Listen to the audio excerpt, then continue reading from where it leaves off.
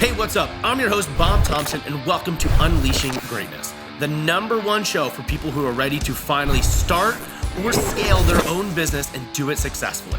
Over the last 9 years, I've scaled my little basement business to 15 plus locations and several other businesses, but it hasn't been without trial and error and lots of adversity. I'm here to share with you the strategies and tools that actually work when running a business and how not to lose yourself while doing it. So if you're ready to unleash the greatness within you, let's dive into today's show. Hey, what's going on, Andrew? Thank you so much for hopping on today for this episode of Unleashing Greatness. And I think it's actually going to be pretty fun because obviously you're operating Legion Westchester. You're also part of the Legion franchise team. So we'll probably be diving into both today. And I figured it would also be really cool for us to give a little bit of backstory for those listening or watching, especially like how we connected, the little hiatus we had. So we both texted this morning because popped up on our news feed, memories from 5 years ago when we were about to launch our third location together, which this location never ended up happening. And then we actually only just reconnected recently. So there's been a hiatus, but I think we can like dive in all that. But yeah, I figured it'd be a cool way to kind of intro you. And also just, man, thank you so much for hopping on today. I think this is going to be fucking bomb, and there's going to be a lot of value shared for a lot of people, especially if they're in the gym space. But if they're operating just even any business or brick and mortar, like especially service-based, like today's going to be really valuable for them. For sure. Do you want to jump in to your side of the start, or you want me to go? Well, yeah, I mean, I guess I could give a little bit of context and then you can go your side, and it'll be interesting to hear the different sides. Yeah. So I started, as those who probably listeners, this first time I started Legion in 2012 as a sports training facility, like semi-private, mostly high school athletes, some college, pro here and there. And it was just me originally when I started, but then probably in 2000, I don't know if it was 2012, but in 2013, I think is when you came on board, because one of the places that I just like knocked on the door of and introduced myself was a jiu-jitsu facility, which is where you were training. You were also finishing up your exercise science degree, and you're like, hey, this sounds like something I want to do. So then you came on board. I think you started as an intern. Then you started working there. And then you helped launch the second location. And then once we kind of like screwed around and got that figured out, we eventually were like, hey, how can you grow in this company? Yeah. Like there's only at that time, it was like, we're kind of like stuck. So it was like, hey, if you really want to grow, why don't we open up gyms together? And then we partnered and we opened our first location together in 2016, which lasted until we had 2016. So we opened up Deptford location, and then we opened up a Brandon, Florida location together. So instead of being like, hey, let's stay close to Jersey or where we live, let's go all the way down and open up one in Florida. And we had that one. And then I think it was in 2018, or my date's off, maybe 2019. Because I think we opened up Florida in 2017. Yeah. The Brandon location. Or was that 2016 as well? Okay. Yeah. And then after about a year of the Florida location, you moved back up to the Westchester area, and then we decided to part ways. I said, hey, this isn't working in the way that it was at the time. We were obviously very different people. So then you actually ended up exiting the company, no longer have those two locations. The third location, we were actually in the process of opening. We ended up not opening. Neither one of us. And then you actually completely changed careers and only came back into Legion, I don't know, like, what was it, 2 months ago now? Maybe a month, a little bit over a month, 6 weeks, 8 weeks. Yeah. Yeah, 7 weeks. It was kind of, and it was that phone call that we had was pretty fantastic. Like I remember for me on my end when we had it, it was like, hey, we had some stuff that happened. There was clearly like a falling out, a pretty big falling out. It's like, hey, let's no longer be business partners together. And we were also like best friends at the time too. So it's like, looks like we're not going to be business partners or friends anymore. Catch you later. And for years didn't talk. And then here we are now. You now own the Westchester location, which was the last location I owned, which like you completely turned it around. And you've also come on board the franchise team to really be that like major asset to growth of like, how can we support our current franchisees? And then how do we also going to continue to grow this as we're bringing on new franchisees? And like, you're an integral part of, it's interesting, kind of like full circle. It's like an integral part of the early beginnings. And then now, like, in order to progress forward in this business, like, you're back to being that integral part. So that's kind of like my shortened version of our history. Yeah, and I was just talking about this yesterday actually, so it's like fresh in my mind. But yeah, like it feels like kind of everything worked out like it needed to. I remember I was training jiu-jitsu like pretty much full time. I was in college. Chris and Alex at the time, you came and got them. They started working out with you. And I think a couple times they were like, hey, you got to come meet this guy. You got to come meet this guy, because I was in school for exercise science. So worked out. I think I like puked the first time, maybe going through like a full session. And it was cool. I mean, like, personality wise, I think we're super different immediately, but we had similar ideas. And what I say all the time with this, like, especially fitness, there's so many different things, right? So many different concepts and kind of methodologies and everything like that. And I liked everything you were saying at the time. So I started as an intern, went to part-time, like, the money was not great. Like the benefits were non-existent. But it was like, one thing luckily you had was like foresight, right? Where like, and we see now not too many people have that, but like you were mentioning a second location. And I had like friends and family members, like, what are you doing at that place? Like, go, work at LA Fitness or something like that. But you mentioned I remember that. Yeah. And you told me, you were like, you would make more money at LA Fitness. I remember that, like,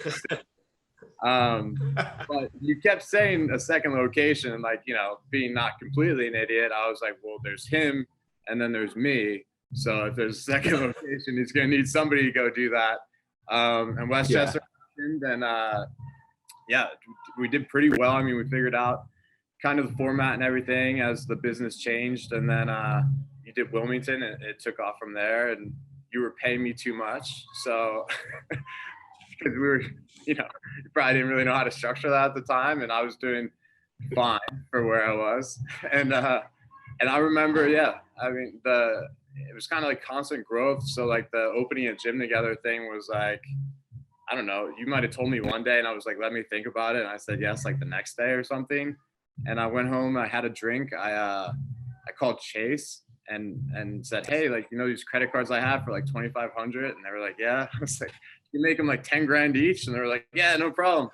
And we ordered equipment for Jersey, and that was pretty much it. Jersey got lucky with one employee at least who like was able to hold it down for us. And I still to this day don't remember, like, were we going on just like a weekend trip to Tampa? Like, I remember kind of like we were not supposed to sign a lease, and then we just like kind of did. Yeah. So I remember when we went down to, was it for the Tampa or Brandon location? It was for Brandon, right? So Brandon, so my was down there at the time. Yeah.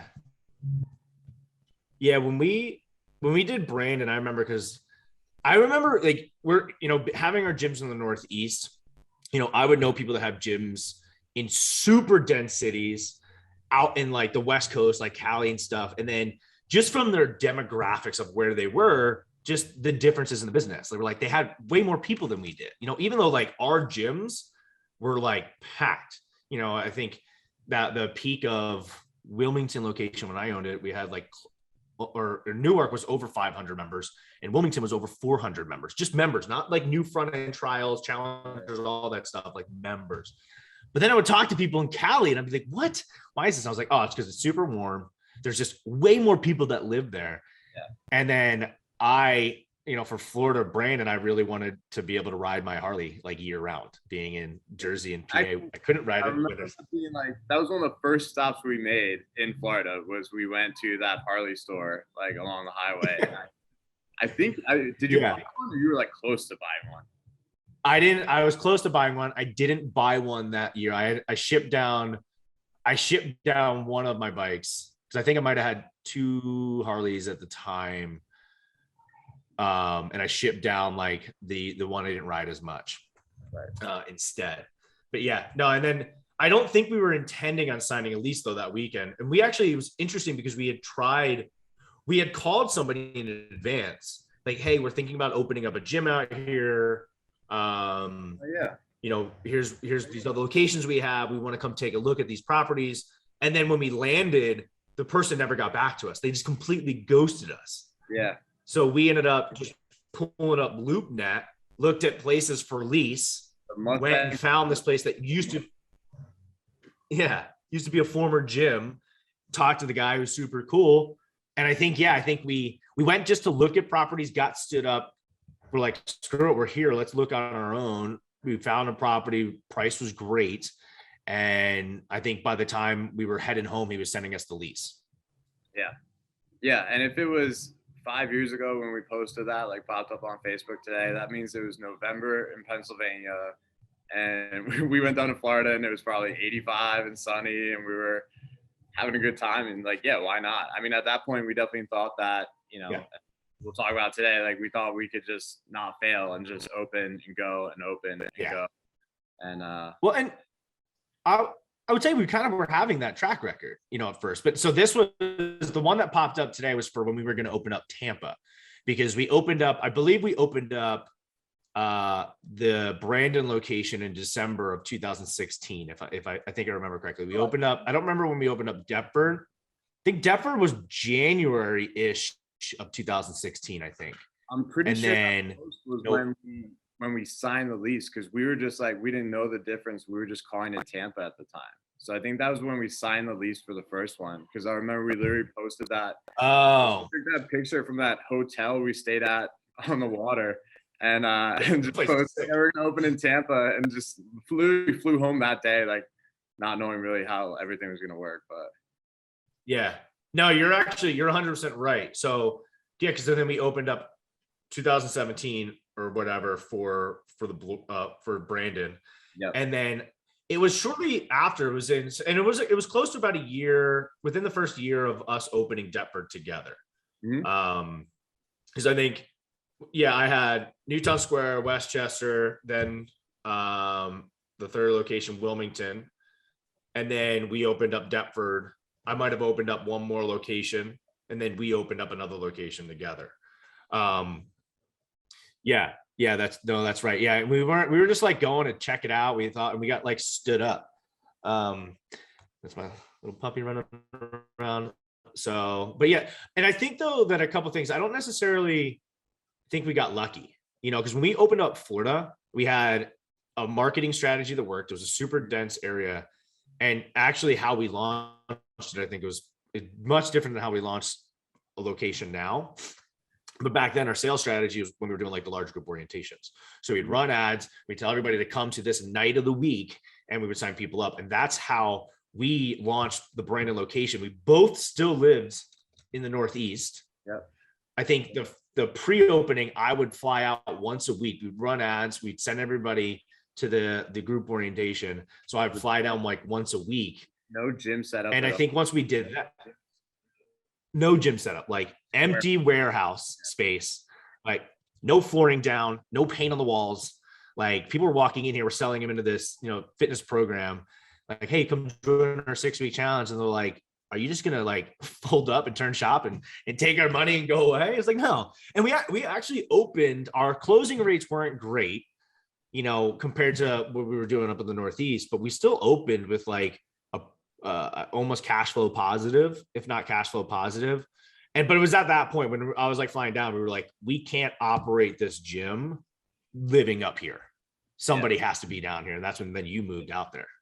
Yeah. And so I think the initial thing was we'd planned for 6 weeks, right? So we basically thought like, I'll go down, and we got the apartment. I think we rented a car for literally like almost 2 months, because it was like, we'll just, we'll hire these people, we'll get this first challenge going, we'll get everything running, like I'll come back, and then we'll like visit periodically. And I think I was down there for like a year and a half or something like that.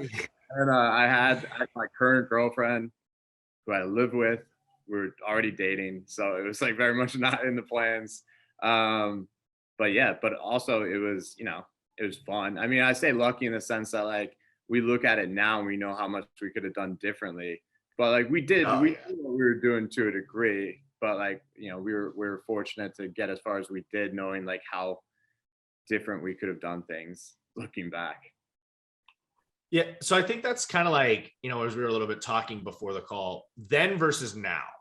Although we use a lot of the same stuff, and that's like an interesting thing when people think of the gym industry, they're like, oh, the industry's changed, all this stuff is different. It's like, it's not really that different. Like we were joking around, like you've been out of the industry for 5 years almost, Yeah. I think.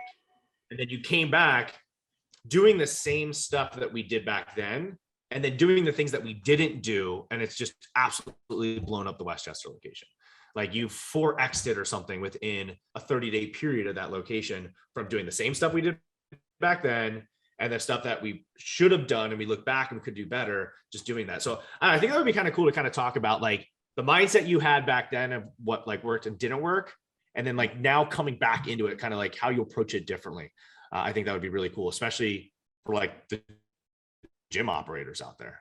Yeah. Yeah. I think partially you can attribute it to maturity to a degree too. I mean, like I know we both had, I think lifestyle wise, we needed to get away from each other, even though we were having like a lot of fun. Uh, there were definitely other factors, and then just immaturity as far as business and sales and everything. I was really good at the day-to-day gym operations at the time, just keeping people happy within the facility. But at a higher level, I knew a little bit, but I didn't know, nearly as much as you, and definitely as much as we know now. So I was able to, I mean, when I left, and a few years is a long time to like have to think about it, right? And if you're any kind of like entrepreneur or anything like that, like you're always kind of thinking like, well, I could have done this, I could have done that. And I left and went into corporate sales, completely different. But from coming out of college and going into this wild ride of like, which I wouldn't change for a second, we're just constantly kind of going up and up, and like, we weren't doing anything crazy. I wasn't making a killing or anything like that, but obviously lifestyle wise, like we had some opportunities people didn't have, and just going back and forth from Florida and stuff like that. So it was fun in that sense, but after a while, I was definitely burned out. And then, I took this job, and it was like, to me, it was like, oh, look, a salary and benefits, and like, just put me in a cubicle and tell me what to do every day, and I'll just do it. And it was so like, it seemed so safe and so comfortable, and so like a nice change of pace from what we were used to. And then like, so it was helpful in the sense that like I got more business education, I got more sales, like formal education. But the only thing I thought like the whole time was how I could have applied everything to what we were doing before, because it became apparent like I don't belong in this environment. I mean, my relationship almost ended 10 different times because I was just a miserable person to deal with. Like I would come home and, coming from living in Florida to working 9 to 6 in a cubicle, and it being the dead of winter in Pennsylvania is like a very, very tough thing to deal with.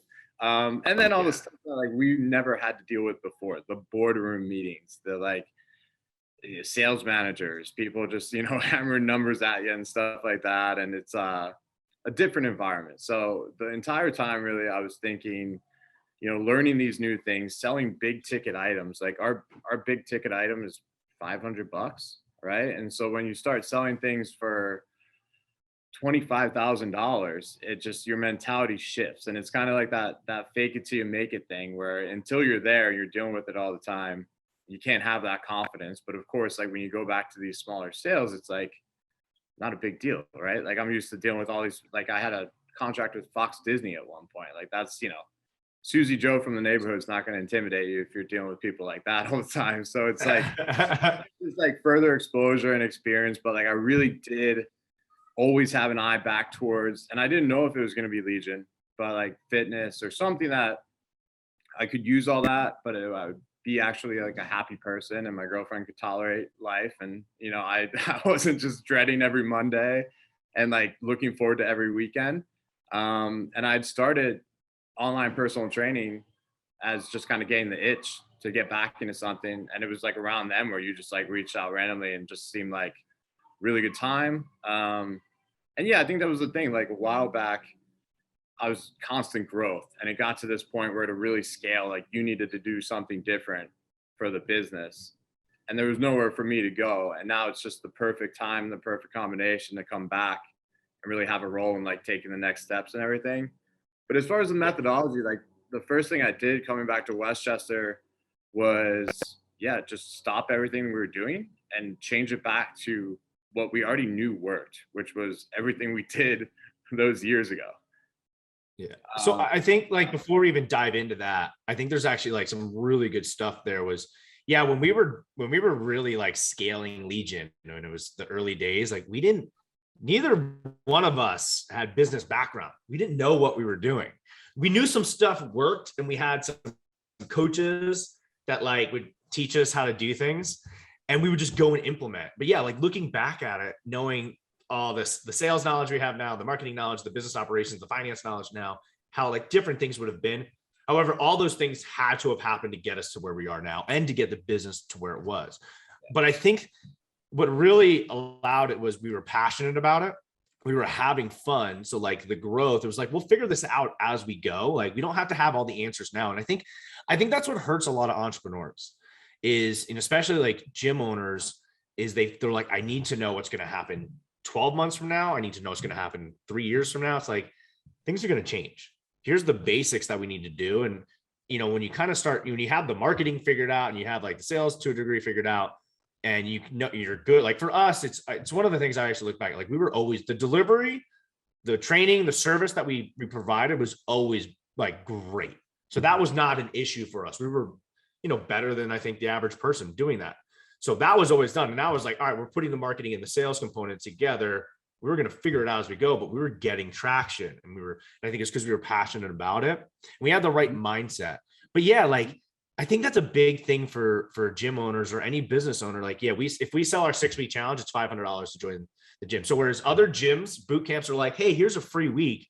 We're like, no, if you want to join us, you have to pay $500 for 6 weeks. Or if you want to do like, you know, a semi-private program that we're offering, it's going to be like $2,500 for 12 weeks. Right. You know, so now, yeah, when you've come in, you're like, and I think that's like where some people, they get like gym owners, they get scared when it comes to money. You know, you've sold big ticket items before. You've also seen the success of how it works.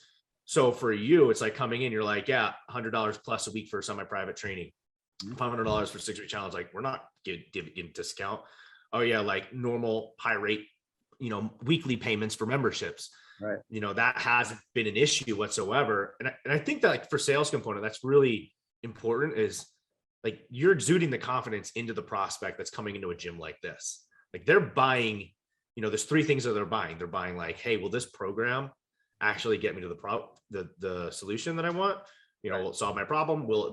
Is this facility going to be the place that's going to do it? But ultimately, is it like the person I'm talking to right now, do I believe in them? Because I don't believe in myself. They need to believe in the product and the service that they're going to be doing more than I am. And we have to put that into it. And I think that's something that you do really well is like when somebody talks to you, you're like, yeah, of course, this is it. Yeah, like having conviction in like what you're doing too, which comes from like, you know, the product being good, the environment being good, which we knew. Now coming in, it wasn't there like this time around, but I knew what I was capable of offering and what we were capable of offering as well. So the first thing we did was fix that, right? Because really you can't come from like sales wise a place of conviction and confidence if like what you're selling is not really that good. So we made changes immediately to that, because like we always say, like the easy part, like the given for us, right, should be like the workouts are great, the environment's great, and the results are great, right? We already knew that. We have all these posters before that were like collecting dust around here anyway of thousands of clients that we've helped. So we knew that was good, and I knew that was good. But it wasn't when I came back. And like even me, like, you know, even if you are good at sales and you have that experience, like you can maybe sell people, but when they get in there and it's not what you told them it's going to be, that's the worst thing that could happen, because then it ruins, you know, their experience, and it ruins your reputation because you're talking up here and the product's down here, and it's just, you know, it's going to go downhill from there. So I think like fixing that and having confidence in what you're offering, you know, can go a long way. And it's easier when you have control over it. If you go work for a company and like you know, you're selling something and you know in the back of your mind that like you're telling them they'll happen 6 to 8 weeks, but the lead time's actually been out to like 12, 14 because things are behind and stuff. Like it's hard to not have control over that kind of stuff. But here, like we very much have control over what we can offer people, which gives you the confidence to say like, hey, this is what you need. And maybe, you know, maybe you don't have the money right now, whatever, but like, I'm going to tell you that's what you need, that it works. And, you know, we'll see it now or we'll see it like down the road. But either way, it's what you need to fix your problem. Yeah. And so speaking of like, so when you came into Westchester, it got to the point where, you know, I'm living out here and that was the last location that I had. And you know, was one location and then we moved it and the pandemic, we had all sorts of issues and stuff that happened there. But ultimately it was just like, I wasn't doing a good job running. And I knew that. And I hadn't been doing it for a while. And I was just like, I'm not, that's, you know, it's not where me operating a location isn't what like it needs the TLC. And that was, I think, when the first thing that you came in, I'm like, hey, we got to ads up. We got to do this. And you're like, dude, we got to do this first. Like this place looks like crap. Like, why would somebody want to be here? And I think within the first day or first week, you know, we looked at, hey, we had a people problem, you know, as well. Like we had, you know, people that worked there were great people, but they weren't delivering the experience and the service that is what our customers deserve. So like within the first week, you made changes, if not like the first couple of days.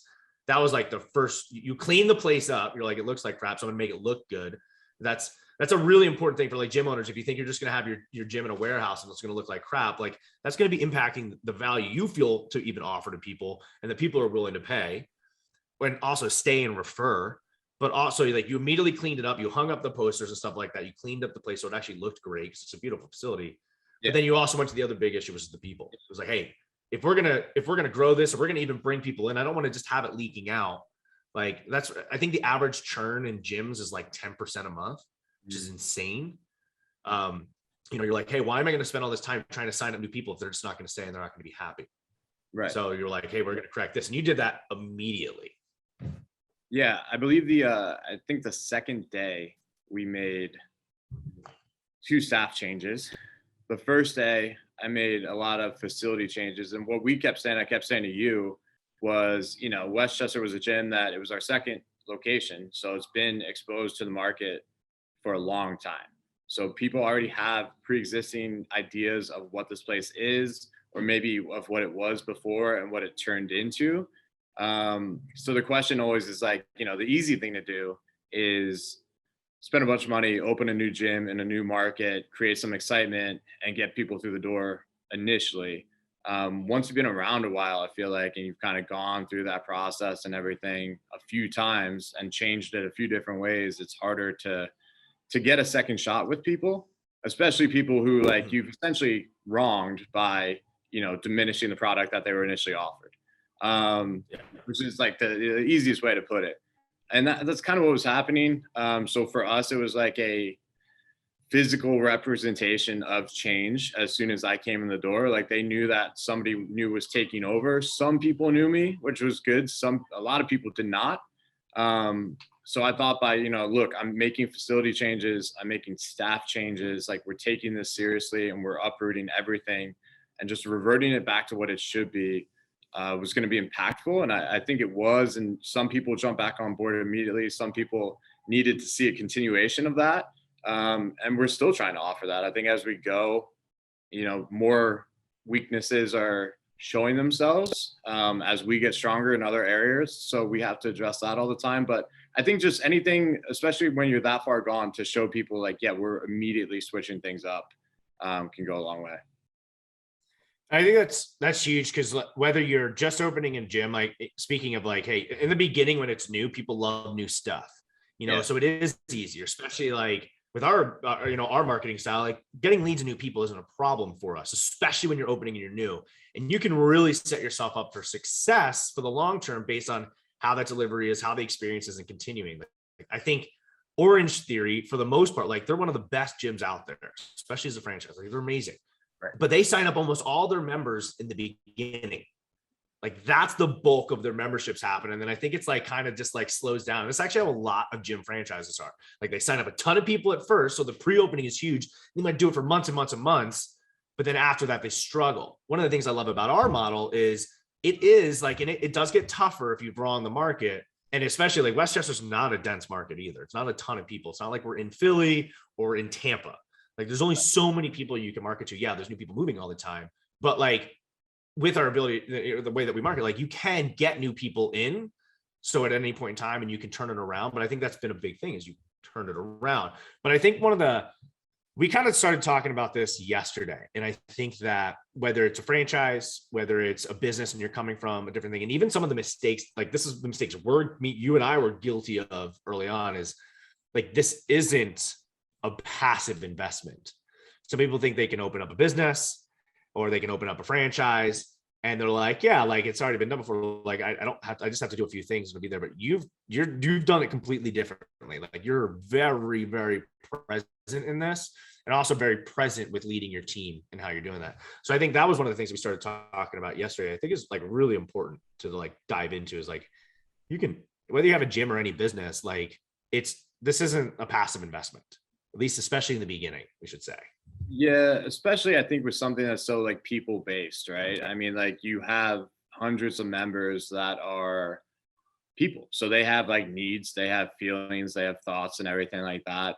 The dream obviously is to like automate something where you sit on a beach in Key West or whatever, and like you just collect money and the thing's just like making money, right? Which those things exist. We talked about like their real estate, their stocks, things like that.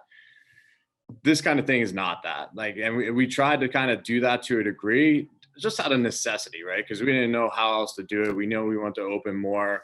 So plug people in and go. But like the biggest thing, and I was talking to a guy in here about yesterday, is like, and you know this, you're probably the only one who managed to like keep that kind of situation afloat for like as long as possible. Until I think you realized franchise was the only way to actually keep going, because you were, I'm sure, spread too thin. But like the people, unfortunately, and it's no fault of their own, but the people who work for you are not going to care as much as you are, like ever. And there's no way that you can get them to care at that level, or force them to like really thrive in things that they don't necessarily want to do. So you have to be present. I mean, and that's not to say that you have to train every single client every day, which I did some of as we started back here just out of necessity. But you need to be around, right? Because the biggest thing that happens, like if I talk about you and like this location, was like, you're so busy, you're somewhere else, you have a lot of different things going on, and it becomes some kind of like figurehead, like villain, for people to say, like, I call it the Bob effect, like people are like, oh, Bob, right? But like, really has very little to do with you. But like what happens is like the leadership chain breaks a little bit. So like the part-time employees are upset with the manager, the manager's upset because he doesn't have help beyond that. And then with it being a personal business, like people can get disgruntled, and that energy and emotion can like be projected onto the membership, which is the opposite of what people come to this kind of place for, right? They come to like get their energy out, have a good time, forget about all the bad stuff they have going on. So when like that kind of poisoning of the well happens, it can just trickle through the whole gym. And then if you're villainized in a way that you're the owner and you're off somewhere, and in their heads you're living in some mansion or doing, whatever, right? They're going to not want to give you their money anymore, which is like a reasonable response if they think that you're like this bad guy. So like, by being present and being around, I kind of used the example yesterday of, and just completely like random, but like, one of my coaches in here could start trashing me next week or saying to the members this, that, and the other thing. And their response is going to be, no, like, I know Andrew, I like Andrew. Like that's probably not entirely true.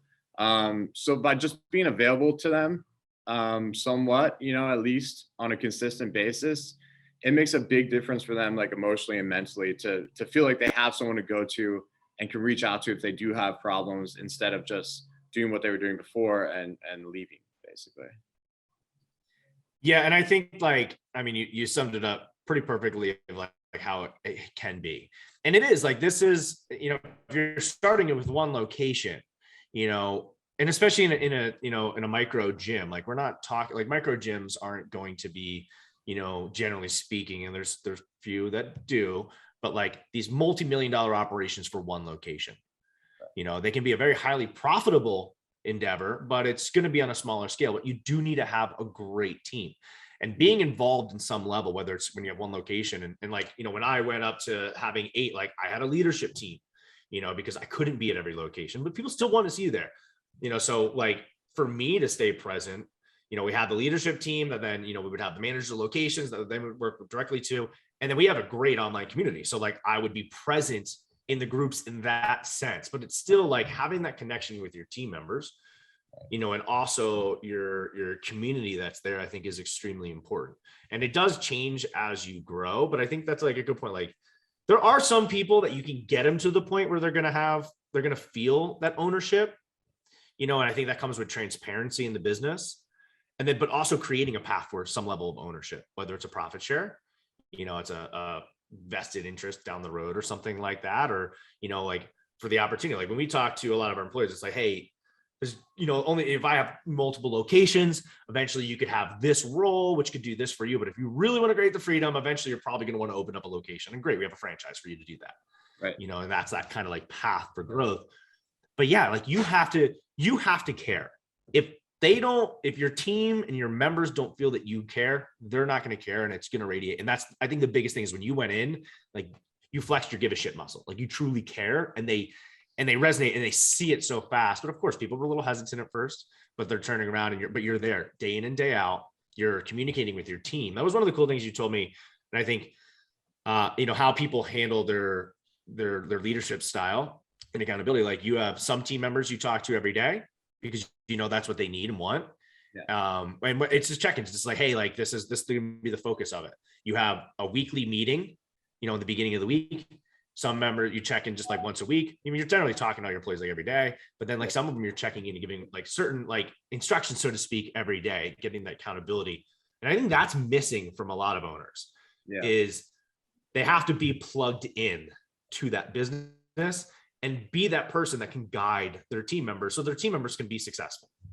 Yeah. And that honestly comes, and like I talked about the clients a lot, but I think it's important to say like that matters with the employees too, because they're the bridge to the clients. So to know who they are and how they operate and to be there for them too, and to show that like you're in it with them, not that you're like somewhere expecting them to kind of like do everything or whatever, that you're in it with them as well, but like laying out clear expectations and then knowing what their limitations are, and doing what you can about it and working with them on it, or just giving them the tools to like, overcome. So like, yeah, like if I know I have to text somebody every day and say, remember to make this announcement, like, turn the music up louder or bring the energy today or whatever it is. I think it makes it easier for them and for me, just so I know, like they know what to expect and they know what I expect. And that comes from, I think like our early days, like we were kind of just, like I said, like throwing stuff all over, just kind of go. And and I remember like talking towards the end, and like some things came up where like, even still, like when we were going our separate ways, like we had similar ideas, but like we weren't communicating it to each other as far as like how things could have went or whatever. And one of the things I told you now working with the franchise is for me too, right? Like, just like, let's be clear about like what we expect from each other, and then just go do it. Cause I think that's half the battle with like getting what you want out of people, is just to make sure they know what you expect. And then obviously if they're not delivering after how many times are you telling them, then you have to take other steps. But I think in order to judge them properly or judge anyone properly, you have to make sure that like you're leading and being clear on your expectations with them as well. Business is like any other relationship, whereas like communication is extremely important. And you can think you're having clear communication. Like I know back in the day, between you and I, like our communication just fell apart. Like I was doing an absolutely terrible job and being like, why isn't he understanding these things? Why isn't he in my head? And, business or any other relationship that you're in, it falls apart when you just don't communicate. You don't communicate clearly. And having those set expectations for your clients, for your employees is extremely important. And having that there, like some people find like, oh, I feel like that's micromanaging. It's not. It's showing that you actually care. But it's also making sure that things don't, you can't get mad at a team member if they don't do something correctly or as you expect if you've never truly trained them on it or followed up on it and kept them there and kept them on track and like, hey, it's like cool to make mistakes. That's great.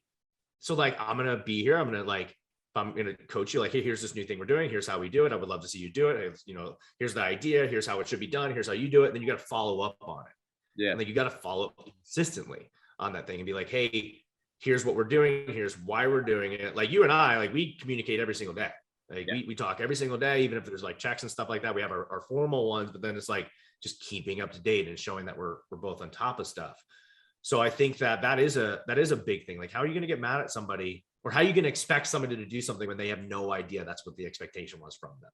Yeah. And I think, like, to be fair, like with us early on, like we were, like you said, like we were like great friends and we shared an apartment together. We had a lot of similar interests and stuff. So like sometimes like it turned into our communication would be like, what are we doing this weekend? Or like, what, you know, what's going on, stuff like that. Like times where we should have been like sitting down and having like clear, and the business communication would almost be in passing then.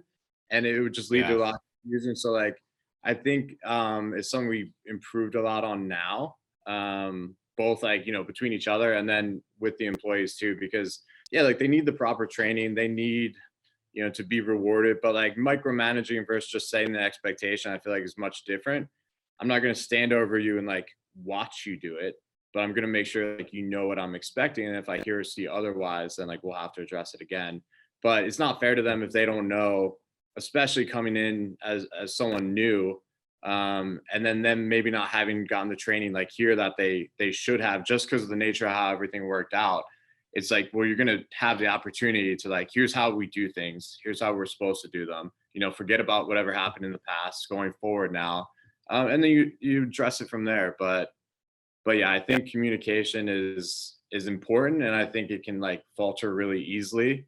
And I try to, you know, we've had some issues here and there already. I try to like make it clear to them, like, come to me, right? Same thing with the members, like come directly to me, because when you create this web of like he said and she said and like whatever, which is like when you have a couple hundred people in one location, you know, it could turn into like a high school type environment. Like you never know really like what's going on. So like to just be available and blunt with people, and like, you know, from a standpoint of the same thing I said with working with the franchisees, like, you know, I have nothing to hide. I have absolutely no, like, if you want answers, ask me the question, you'll get it. Because if you're doing things right, there shouldn't be an issue with like just being straightforward with everything. Yeah. And I think like, so one of the things I started thinking about as you were talking about that is how we were back in the day. Like, I think, I know for me, you know, my priorities weren't always in the right place. Like I assumed that I was further ahead in business than where I really was, you know, further ahead in business, further ahead in life, you know, because we had that success. So like success can get to you. You know, whereas like now, you know, some of the things that we're doing, like with the franchisees, like we're, you know, since you and I have experienced semi-private training, you know, Legion for the most part has always been boot camps. Now we're adding like, hey, semi-private is really great. If you have a couple hundred members that have been with you for a while, we need to have a way for them to ascend in the business. Right. So we're going to be creating semi-private. So you've been putting together the plans for semi-private.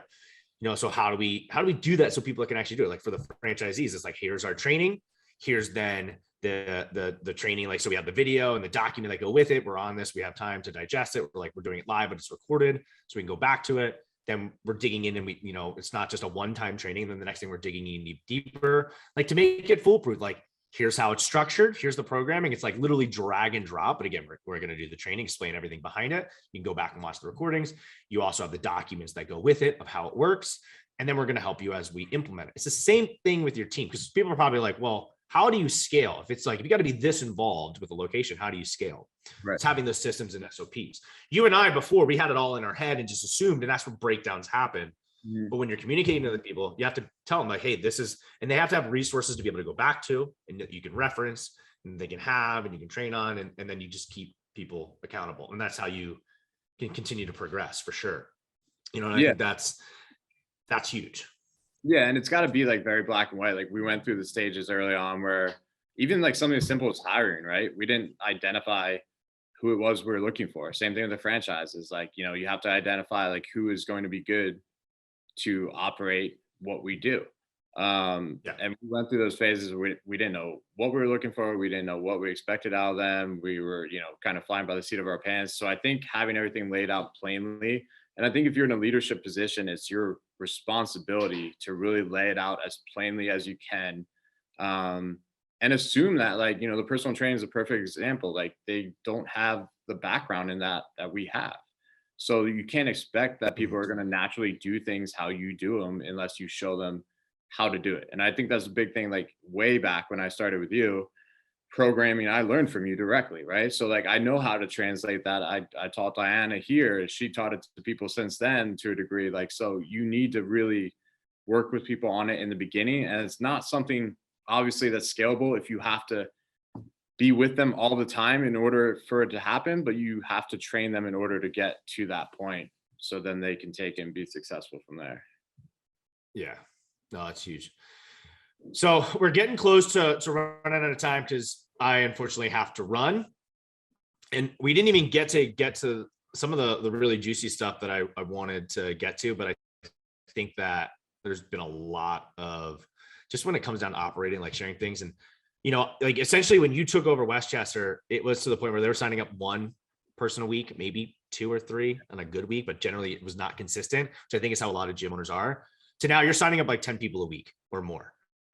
Yeah. And like consistently, and it's coming from multiple things. So I want to, obviously we'll have to do another one, and we'll come back and we'll talk about, like, all right, so let's go like into the tactics of what we talked about, really the high level and what needs to be done, which is super important. But, like, hey, like, what are some of the stuff? If you're a gym owner, or you're like, running a similar brick and mortar business or something like that, or whatever, like, here's the shit I've been doing that has been paying off immediately, in that sense, and some of those really big changes. But I think what you mentioned about having the right people is a great point. And because that's when I knew with Westchester, I was like, I needed to change, and I needed to have, being that was like, the second location, and, Legion's my baby. And I was like, I need to have, if I'm not going to run this, it either needs to shut down or needs to have somebody really freaking good running it.